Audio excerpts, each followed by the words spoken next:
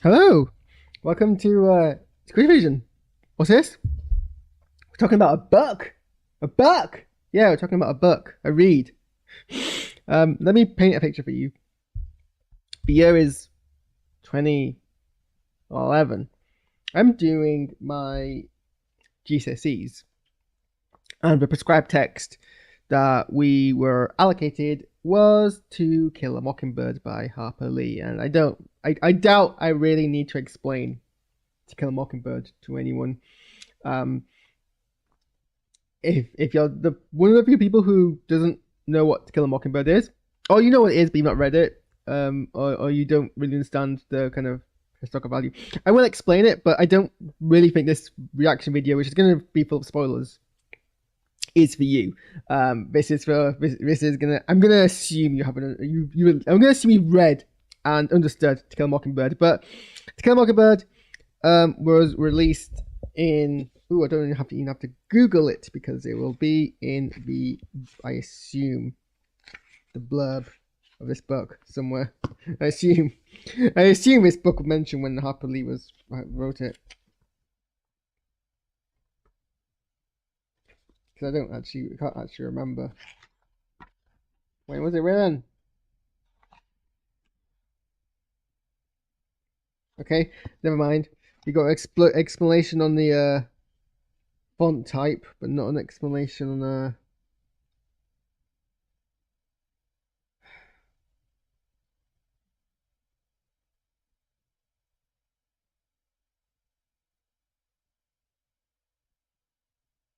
Okay, never mind.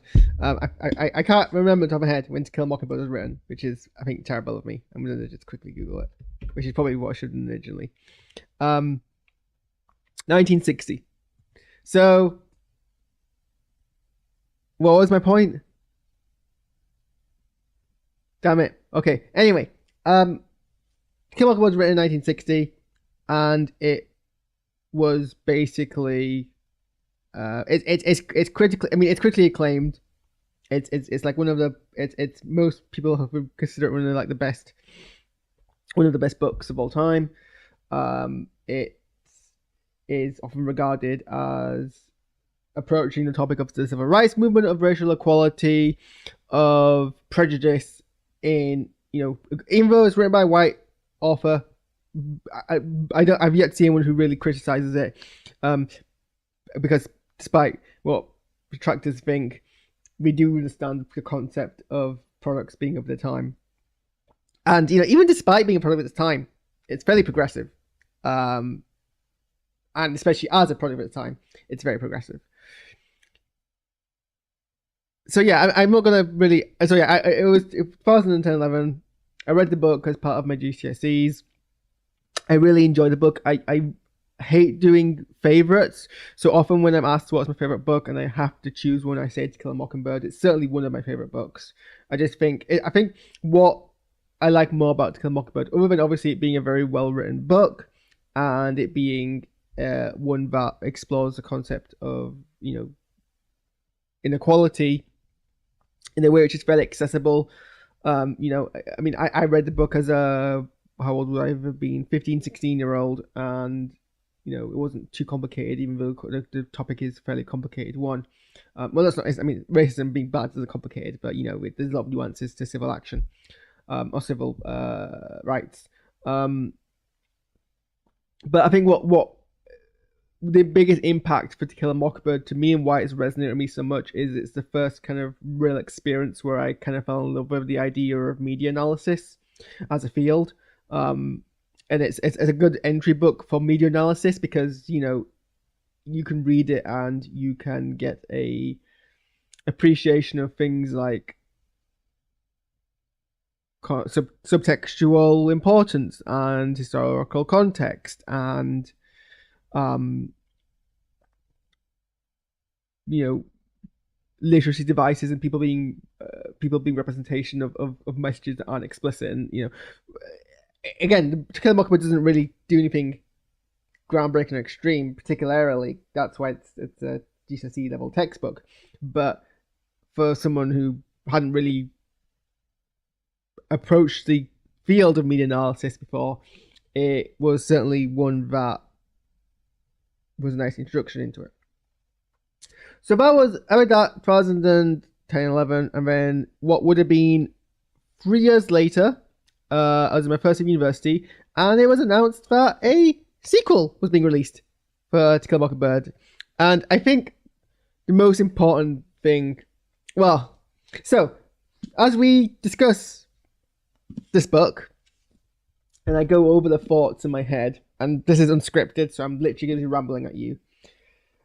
There's much to talk about how this book came about than there is to talk about the actual book itself. And I don't think you can separate the context. I don't know where I meant to hold this. I don't think you can separate the context of, or rather the contents of this book without talking about how it came about. I mean, you can, and we will, but we need to talk about that first.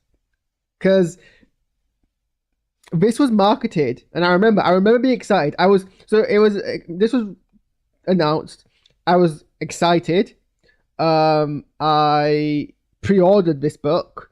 That's how much excited I was. I don't often pre-order things. I think the only book I pre-ordered is The Tales of Beetle the Bard.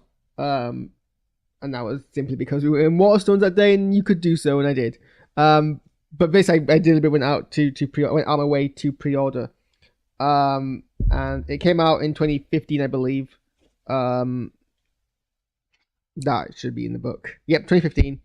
And I got it. I think I read about like half of the first chapter. I think I read about.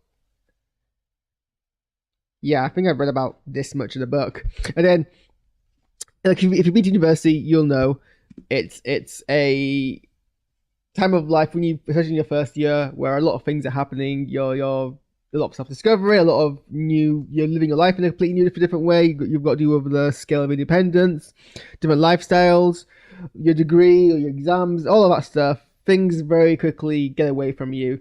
Reading this book was one of that. So I read about the first chapter, then one day something must have come up. I got distracted, probably got traumatized. My mental health was really, really bad back then, and I just never finished this book.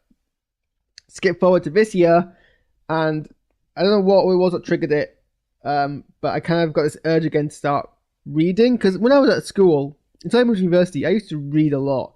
And like the further back you go, the more I used to read. I think, obviously before I started getting really big into streaming, before I had as much access as I did to streaming content online, before I had access to all the gaming stuff. And this makes me sound very much like, oh, well, before we had all these games and stuff, and back in the old days kind of thing. I had a big collection of books, and I used to read a lot. And I don't think it's because of the games and everything that stopped happening. I think it's just because I've become busy and my priorities have changed. But I made a kind of loose commitment, which is, it sounds like it's definitely an oxymoron, but a loose commitment to do more reading. And I was like, I got this book in 2015. It's now 2024. It's 9 years later. I'm gonna read the book, and I did. I've read the entire book, and it's So we still have to talk about 2015. So this book came out. It was marketed as a sequel, a long lost sequel. So they made it very clear that this was written back in the day. It wasn't something that Harper Lee had only just authored. She was still alive when this came out. I think she died a couple of years after that. But they didn't make it. There wasn't much. Then slowly some details came out. So this isn't actually a sequel. So what came out next, I think, was the revelation that it was actually written before To Kill a Mockingbird. So the stance they were going with was that this was written first, and then happily went back and wrote To Kill a Mockingbird. So which as a kind of a retroactive prequel. Then it came out and people read it, and more of the truth came out. And the truth is that this isn't even a sequel to Kill a Mockingbird. This is what was written before To Kill a Mockingbird as a first draft, or at least an early draft, not maybe a first draft, but certainly a revision that was not intended for release. And at some point, Happily"'s editor was like, "You've got some good themes, but the book's a mess."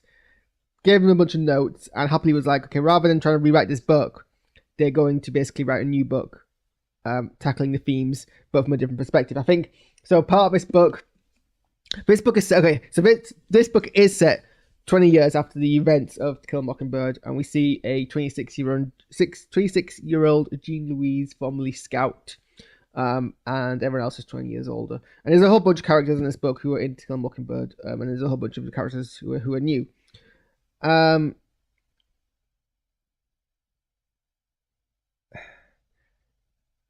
So,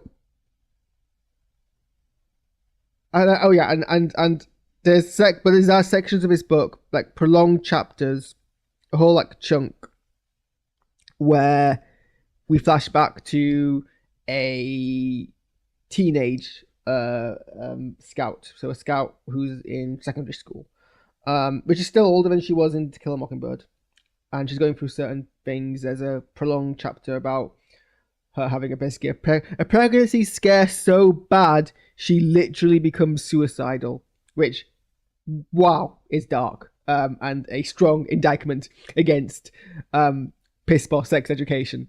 But yeah, there was literally a point. There's a chapter where there's a part where we talk about how we explore Scout's kind of first time dealing with having a period, and then there's a part where, because obviously she doesn't know where babies come from, and she's given the misconception that of how that kind of come about, and she just goes through an entire 9-month period of being riddled with anxiety over the fact that she might be pregnant when she's not, that she then pledges to like kill herself the day before she's meant to give birth, and she literally is standing on the edge of a tower, and it's only until one of her friends kind of like stops her that she doesn't, and that's dark. That's really dark. But there's the like kind of the flashbacks to a younger Scout, and I think that's what encouraged Happily to rewrite this as To Kill a Mockingbird that was set 20 years earlier as Scout as a child and from Scout's perspective, because the flashbacks to Scouts, it's still set as it's still told from a third party narrator, but it's more POV, whereas To Kill a Mockingbird is first person from Scout. And you can see why that kind of happens, and that's an interesting kind of thing you've got to keep in mind when you read this book, because it's not even a retroactive sequel to Kill a Mockingbird, because this is set because this is written as an early revision of To Kill a Mockingbird, and then To Kill a Mockingbird was written, and it was completely written as a independent thing. Like, okay, so there is a lot of controversy which we won't get into because we don't really know the truth about whether or not this book Happily wanted this book be released. You know, on one side, the publishers are like, Happily gave her blessings, she was fine with this being released, signed the paperwork. On the other hand, we have the whole thing about, you know, capacity, and Happily was very old, and people being like, well, she's at that age, she would have been very easy to kind of manipulate into signing papers. Some people even, I think her sister or someone's even said that Happily at that age would just sign anything that was put in front of her, and so she didn't actually give consent for this to be released. We don't know what the truth is, but I imagine at least there is some truth to the fact that this wasn't written, or the manuscript for this wasn't, To Kill a Mockingbird wasn't written to be a prequel to this book. It wasn't written to be consistent with this book. And that's a big thing to keep in mind, because the biggest thing about this book, and if you know anything about this book, you would have heard about it in the news, is that Atticus, who in To Kill a Mockingbird, and in To Kill a Mockingbird, Atticus is a massive proponent for racial equality and civil rights, and, you know, stands as a figure of that. And that his role in that book is so prominent that, being that figure, that the character has kind of transcended the book as becoming an icon for the civil rights movement as a fictional character. That he's inspired people to become lawyers and become civil rights activists. So when you read this book and you find out that in this, Atticus Finch is a unapologetic racist. Like it gets discussed, and there's always the kind of underlying feeling that because Scout doesn't confront Atticus about it until about 2/3 through the book, and we learn that he's a racist about a third way through the book, or like give or take. So there's always that underlining, and I don't know if that's intended in the book or if that's just my own pre-knowledge of Atticus as a character. But there's always that kind of underlying feeling that Atticus being a racist isn't the entire truth, and in fact, Scout is very much. I think actually it is part of the book, because Scout is very much like, what is Atticus playing at? What's the game here? Can someone tell me what's going on? Am I missing something? That's happening throughout the book, and you live in hope that that's the case. But no, at the end, Atticus full on says, "I don't believe in these." In basically, Atticus' whole stance is that he doesn't believe that the Supreme Court should be able to have jurisdiction at a district level. I can't pretend to have a full level understanding of US politics, both current or in the 1950s. And I suppose I'm gonna keep engaging with more analyses of these books, and I'm sure I'll learn more through that. But a degree of understanding of that. The thing about this book is also more complicated. Well, let me finish my point. I'm bouncing my points here. This book is more complex than To Kill a Mockingbird. To Kill a Mockingbird is pretty straightforward to understand what the themes are, what the historical context is, what's going on. It's very easy to understand, and I think that's by design. I think Harper Lee wrote this and then wrote To Kill a Mockingbird, and because that was obviously To Kill a Mockingbird was a later draft of this, obviously the ideas are much more streamlined and much more coherent, and equally it's a bit more timeless. Like, even though it's set in the year it's set, it's still, you can still understand the context. This is a much more this is deliberately set against the backdrop of Supreme Court decisions. I think Brown versus something, I can't remember the actual name of the legislation, because I'm not an expert in American history. But it's deliberately set against that context. It makes deliberate references to it and expects you to understand its context. It makes deliberate references to the history of the Civil War and expects you to understand the context of it, because I imagine in the 1950s that it's something that people would have much more of a kind of a comfortable, casual knowledge of. Whereas To Kill a Mockingbird, you don't need to have all that knowledge, and makes it much more streamlined. So this is a much more complicated book, and it does tackle the idea of race inequality in a much deeper way. It tackles aspects of civil rights in a much deeper way, and explores other concepts of the civil movements.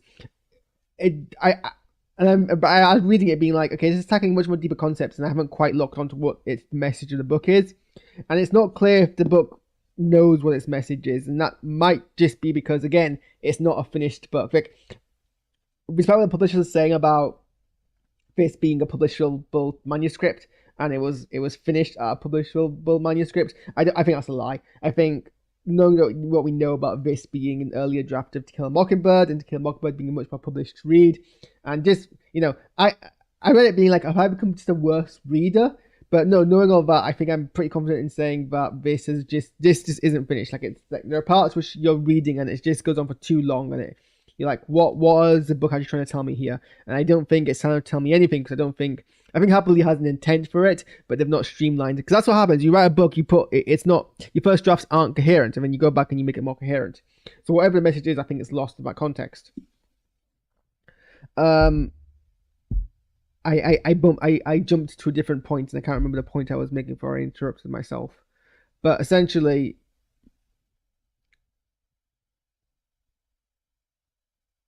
Atticus is basically saying they are racist. And it's simply a case of they don't want the Supreme Court to have power over district level decisions, and he's more than happy. But he also says, and on principle, he's happy to fight against that, even if it means fighting against the civil rights movement, which does want that. But he also says that he thinks that the black population are being given too many liberties too quickly, and it's going to hurt them. Because they don't, you're basically implying that the black population doesn't know what's good for them, and that it's the job of white people to decide. Like, he's the kind of thing where it's like, black people are people, but they're kind of children, and the white people need to look after them. So rather than being like the white person should suppress and use black people as cattle, he's more progressive than that, but only in the sense that he believes that black people should be cared for because they don't have that And whether that's because he thinks that, and, you know, he gives a good bunch of justifications for it. It's all racist. It's terribly racist. So Icus is unapologetically racist in here, despite how he justifies it. I know there was a big backlash, but then you read the history about his book, and it kind of then, as a text, becomes a bit more complicated. Because is it fair? It is, you know, people in real life. One of them kind of poisoned us, double. I'm mixing my metaphors here. One of the things of progressiveness is that it's a continued journey, you know, and we see this with authors all the time. Gene Roddenberry was a progressive TV producer for the 1960s. He pushed for diversity and depictions and progressive attitudes on TV for its time. If Gene Roddenberry was making TV nowadays, he would not be progressive. He can't progressive. He would be, or maybe he would do. Obviously, it's hard to say. I don't, because I don't want to speak for the dead. But he was already being pushed out of Star Trek by the 70s and even by the 80s.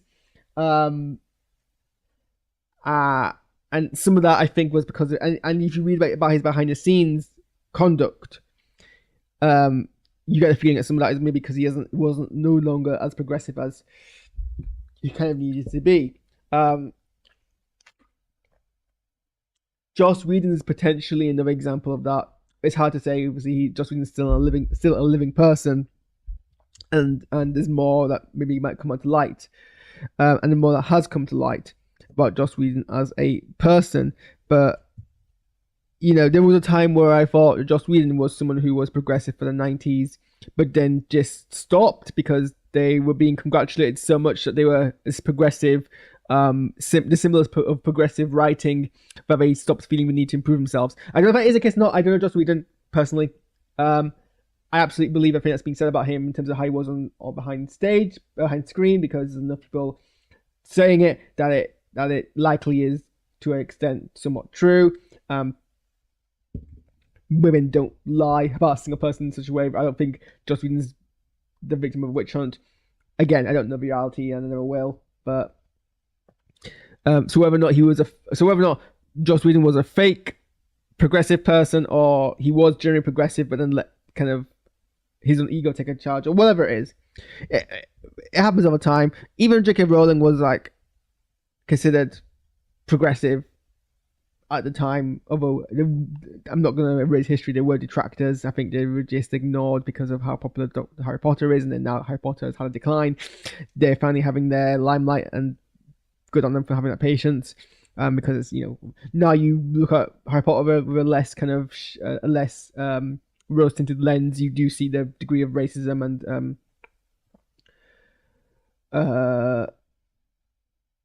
everything else that's in it, anti-Jewishness and stuff like that. So people like that exist that are progressive in their youth and then just stop progressing and then become reactionaries, and you know at that point they become the enemy, and that's just a tragedy that's either a tragedy or a deliberate kind of thing. I don't know if it's tragedy or not, but it's sad. So you know, if Icus Finch was a real person, it's very possible that he could have been this progressive lawyer in his youth. I say his youth. I mean, it's still 20 years, it's 2 decades, but even that's enough time. He could be a progressive lawyer and then become much more reactionary as he's older. That's possible. But the way his opinions have changed isn't something that seems like it would be he seems more aggressive in this book, more reactionary in this book than he was 20 years younger. Usually when the progressive person stops being progressive, they stop. And they hold their progressive views for the time, but just don't progress to the new ones, and that's how they become reactionary, by stopping being progressive. Whereas his views here are much worse than the views.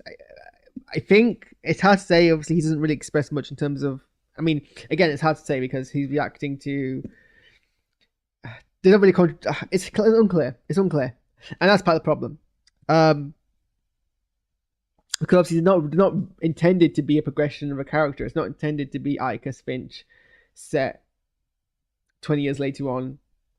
It's a different character, because this is a different story. This isn't a sequel to Kill a Mockingbird, or neither is To Kill a Mockingbird a prequel to this book. They are two different books with the same characters and the same setting, in a sense. Or at least that's the intent of the writing. Like, this book was never meant to be that. And you can't, so you've got to read, and so in a sense, you've got to read this book not pretending that you don't actually know about To Kill a Mockingbird, and read it as its own independent thing, because this character of Atticus was written differently to how Atticus was written in To Kill a Mockingbird, possibly. But the other twist about Knife is that one of the big themes of this book, maybe the biggest theme, is disillusionment. Disillusionment. This is a book about Scout, about Jean Louise becoming disillusioned with Atticus. And that's basically a journey of her. I mean, I think the quote in the book is that she is for her to stop seeing Atticus as a god, an infallible god, and as a fallible human. And her arc finishes when she accepts Atticus as a fallible human and goes, okay, well, it's fine if you're racist, because I know you're a fallible human, so I love you anyway, which is a problematic aspect to have. Again, why this book isn't all what it is. But obviously, so that's one of the themes, is disillusion of a character. And it's a journey that we as a reader can follow Scout on much more intimately if you've read To Kill a Mockingbird, especially if you read it years ago. So you're kind of going on the same journey as Scout. You're kind of being like, well, Atticus was this heroic figure, and now I'm reading this book, and he's completely like not that. So even though it's not written in the same continuity, that's basically what I'm saying here. The two books are not set in the same continuity. They're like deliberate contradictions. A big one being that, obviously, in To Kill a Mockingbird, Tommy Robinson was found guilty and then died in prison. In this book, an event which is mentioned in one line, so it's not like explicit, but it seems to be referring to the same court case.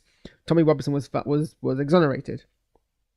So it's like clearly not set in the same continuity. They're not the same characters. You read this as an alternate. One reading of this book is basically a alternate universe where Atticus was a slightly different person. But that being said, obviously you can read this book having read To Kill a Mockingbird, having put Atticus on a pedestal, and that allows you to go through the same journey Jean Louise is, because she's also putting Atticus on a pedestal, and it's easier to see Atticus as a pedestal if you've previously seen him as a hero character. Whereas I don't know if I just read this book in isolation, would I have ever assumed I have to have, I mean, I have to go by Scout's word that Atticus was this virtuous figure, because nothing in the book would suggest it to me. In fact, I doubt actually if I'd read this book without having read To Kill a Mockingbird that I would hold the opinion that Atticus was ever a good person, because I think I read this book in entire time being completely disgusted by Atticus. So I don't think I'd ever hold that view, even as much as Scout or Jack or any of the other characters are talking about it.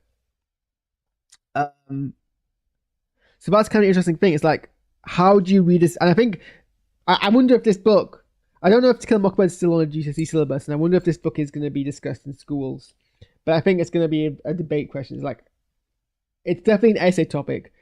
Should you read Ghost Eye Watchman in the context of To Kill a Mockingbird, or in spite of the context of To Kill a Mockingbird? And I think both work, and both give you slightly different takes, or rather two different slants towards the material. Because, like I say, Doylistically, we know this wasn't written. This was written before To Kill a Mockingbird was even conceptualized, and To Kill a Mockingbird was written as a completely separate piece of work. It was basically this refined, but the Atticus Finch of To Kill a Mockingbird, it was never intended to be a younger version of this Atticus Finch. But it kind of works. You can make it work, kind of enough thematically, but just not in execution. I'm talking a lot about the relationship between To Kill a Mockingbird and Ghost Eye Watchman, because you can't really talk about this book without doing that. I mean, this is the UK book cover. I know the American book cover is a bit different, but the connection is so much part of the whole process that they even like put in orange writing, so that you can't actually really see it if you unless you look at it properly.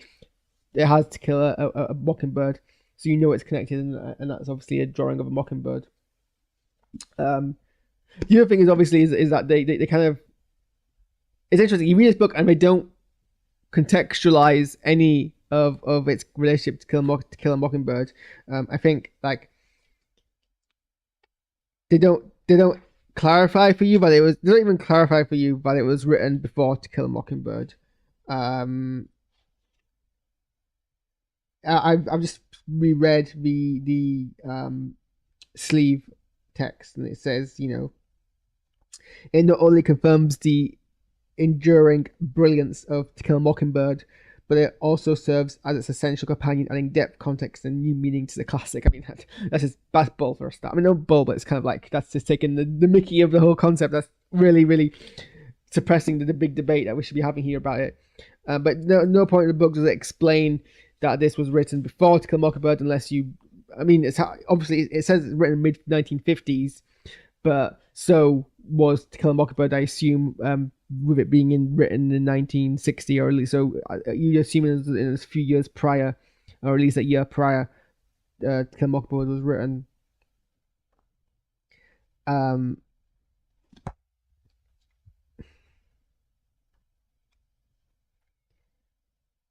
As an independent, okay, so as a book of itself, I've said it's a bit more difficult to consume. There are bodies of text that go on for like a long period of time, and you're not quite sure what's being said.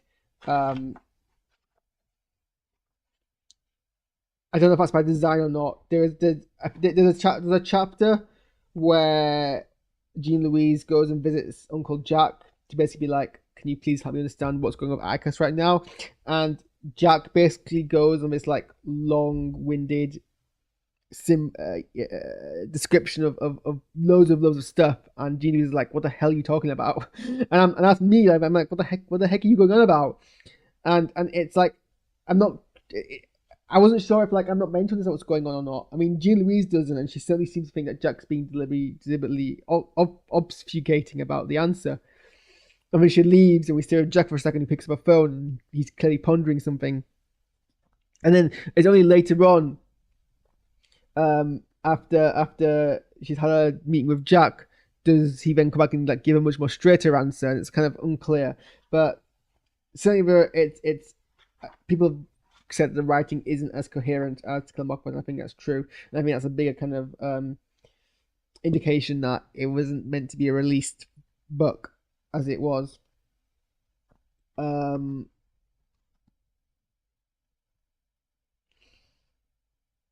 like I say, it tackles much more complicated, nuanced issues about race, in a way which is much harder to kind of understand what its message is, because again, like it's not clear. Are we meant to agree or not that there's obviously Atticus's perspective about that black people aren't capable of moderating their own liberation. I mean, Scout is aghast at that, and obviously we know. I think with To Kill a Mockingbird being written after this, we can be clear that Where Happily kind of lies on that. So maybe, but it doesn't really like tackle it hugely, and it's like it's not clear.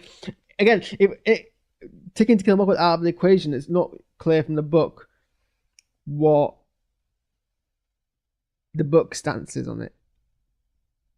We know Scout's against it, but Scout gets ridiculed, and like Uncle Jack is like the voice of reason in the book. Like that's what he's portrayed as. Like Scout's portrayed as very emotive, and your protagonists are meant to have flaws that they grow through. So Scout's flaw. So here's the thing, and then actually I'll quote from the book here. Jack calls Scout a bigot. Calls Scout a bigot for intolerating Atticus's racist views. His perspective is that Scout should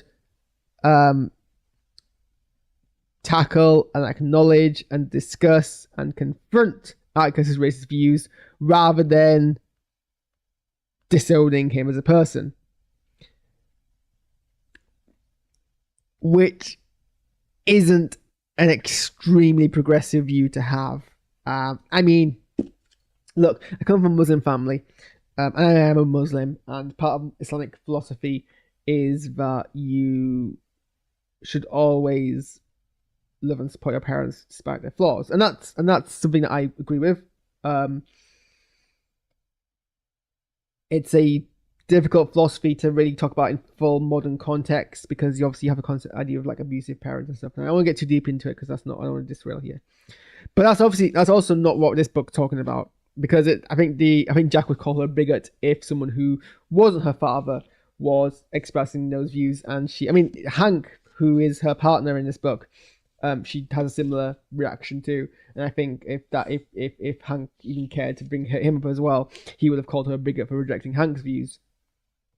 So it seems that the book wants you to the book seems to be more about disillusionment and accepting people for their flaws and tackling their flaws rather than disowning them, more so than it seems to be about race. Race seems to be the kind of vehicle for that.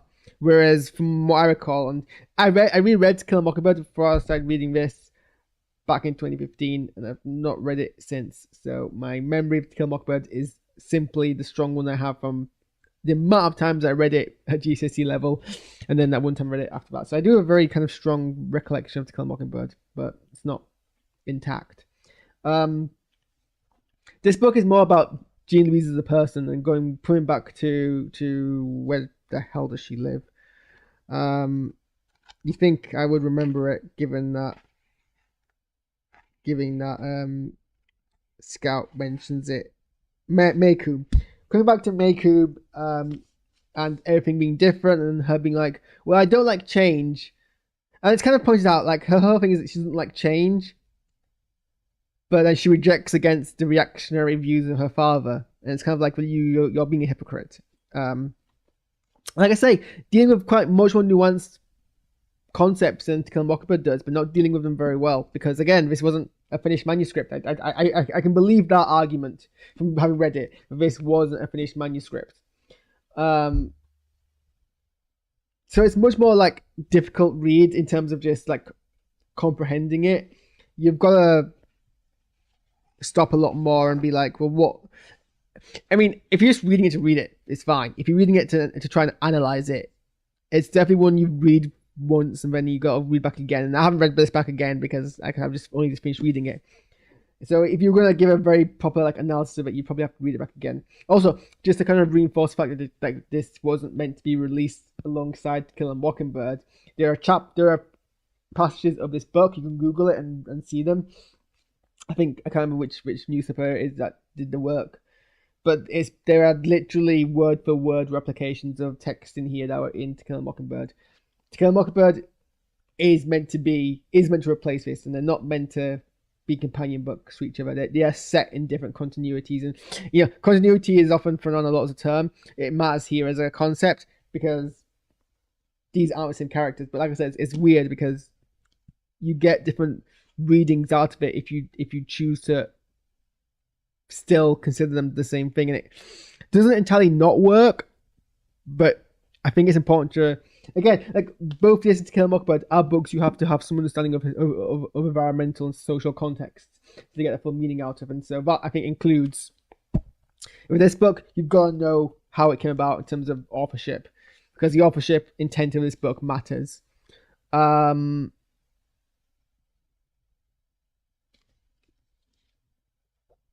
But the themes are a bit choppy. It's unclear who we're meant to agree with between, say, so what I can make a point I was trying to make is like a lot of protagonists, Scout has a flaw, and her flaw, we are told, is her bigotry, her reluctance to her plan to disown her family rather than tackle their bigotry. And like Jack agrees that her view, both with actually fair, both Jack and Icus actually agree that Scout is right, that she is right to have progressive views, and she is right to vocalize them, and she is right to remove stop seeing her father as an infallible being. And Scout Atticus says that he is proud of Scout for being more progressive than he is, which is a kind of an odd perspective to have as a racist. It's kind of like, if you know you're wrong, stop being a racist. But like Atticus is that kind of place. Like I'm comfortable with the fact that I have now reached the end point of my progressive nature, and it's kind of a weird perspective to have. But again, this is from my modern sensibilities, and it's like, arguably he still would have been progressive by 1950 standards. So Scout's flaw as a character is her rigidness, her refusal to accept the fact that some people are just racist and having to like tolerate them. Like a lot of her deliberation is do I stay in Maycomb, that I've always considered to be my home, despite the fact that I'm feeling this increased disconnect with the people who live here, or do I go back to New York, which is more progressive but doesn't represent that area of home? And Jack is like, you kind of need to stay in Maycomb because we need more people like you to be calling us out. And it's the fact that we don't have people like you, which is why all this racism is still being like, we need people like you to challenge the racism. So it's weird because it's like it's definitely putting anti-racism as a good perspective, but it's kind of, you've got the voice of wisdom and Atticus, who isn't the voice of wisdom in this book, but so Jack kind of has an Atticus role. Atticus in To Kill a Mockingbird was the voice of wisdom. Whenever Scout had an issue she wasn't quite able to understand, she would tell Atticus, and Atticus would drop words of wisdom, and that's like consistently through the book. We were meant to see Atticus as that figure, whereas in this book, Jack has become that figure because Atticus is now more of the antagonizing force. So I think we're meant to assume that Jack is the voice, the voice of reason, that we're meant to be kind of seeing as diplomatic, moral stance that guides Scout, and that's kind of the role he plays. And his view is that complicated view where it's like bigotry is bad, but you've got to accept it as part of life, kind of thing, which is a very kind of centric view to have. And it takes us a while to kind of get to that point. And we tackle other things. But I think there is a core theme in this book, and that is basically disillusionment and working around that, and that's kind of what's tackled here. It's definitely deeply inferior to Kill a Mockingbird, and I think it might be longer too. It looks bigger, but that might be because I own a hard book, a hard cover, hard book, soft book, what's the hard book? Hardback. No, yes. Why am I forgetting basic book terms? Hardback.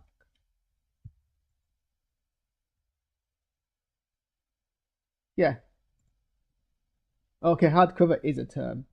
Hardback and paperback. That's kind of what we say. It might be because I've got a hardback version of the book, and To Kill a Mockingbird I've read this in a paperback version. And I definitely agree that flashbacks to Jean Louise's childhood seem the more kind of coherent part of the book, or at least like the more well-structured parts of the book.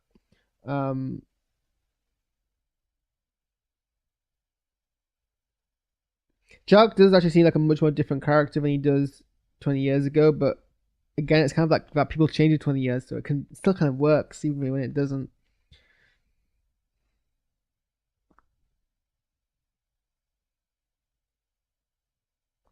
It's definitely a book I think I'm going to form strong opinions of as I reread it. And again, I have to read a bunch of analyses. I want to understand more of the historical context because I think that's important.